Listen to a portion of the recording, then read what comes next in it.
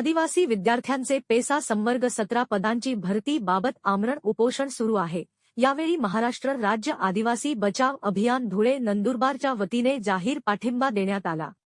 यावेळी आमदार आमशया दादा पाडवी, सामाजिक सेविका सौ भारती भोये, नाशिक, धुळे जिल्हाप्रमुख गणेश गावित, नंदुरबार जिल्हाध्यक्ष राजेंद्र पवार उपस्थित होते व आज आयुक्त कार्यालयात मोर्चा काढण्यात आला। यावेळी आयुक्त यांच्याकडे मीटिंग करून उद्या आदिवासी मंत्री विजयकुमार गावित यांच्या अध्यक्षतेखाली मीटिंग बोलावली आहे असे आयुक्त म्हणाले आहेत।